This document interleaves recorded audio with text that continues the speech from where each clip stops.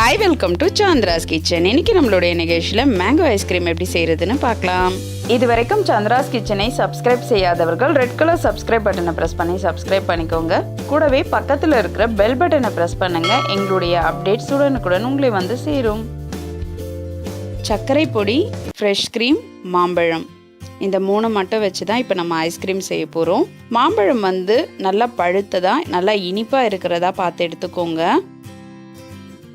இப்போ இதை வந்து நான் மிக்சரில் சேர்த்துக்கிறேன். இதை நம்ம வந்து அரைச்சிடலாம். ஒரு பவுலில் நம்ம எடுத்து வச்சுருக்க ஃப்ரெஷ் க்ரீமை வந்து சேர்த்துக்கலாம். இது வந்து நல்லா சில்லுன்னு இருக்கிற மாதிரி பார்த்துக்கோங்க.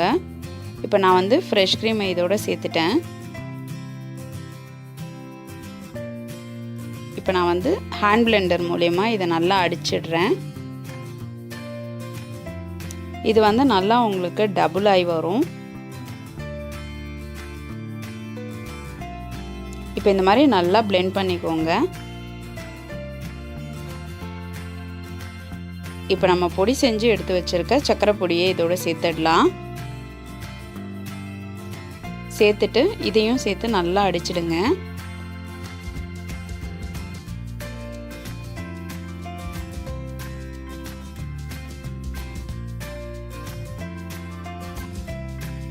இப்போ நம்ம அரைச்சி வச்சிருக்க மாம்பழ விழுதை இதோட சேர்த்துடலாம்.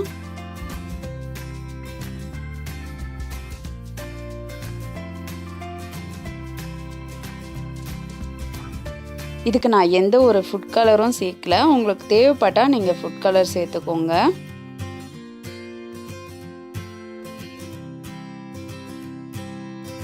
இப்போ இந்த மாதிரி நல்லா க்ரீமியா ஆகிற மாதிரி அடிச்சுக்கோங்க.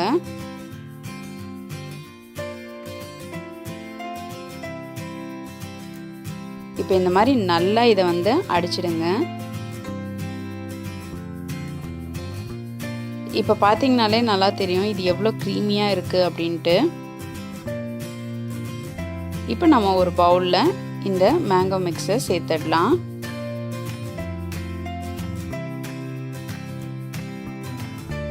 இப்போ இதை வந்து லைட்டாக தட்டி விட்டுருங்க.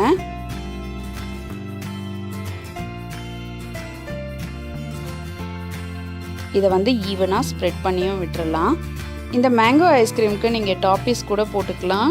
டூட்டி ஃப்ரூட்டி, சாக்கோ சிப்ஸ், அதுக்கப்புறம் வந்து சாக்லேட்டை கூட நீங்கள் துருகி கூட போட்டுக்கலாம். நான் வந்து பிளெயினாக தான் செய்கிறேன். எந்த ஒரு டாப்பிஸும் நான் போடலை.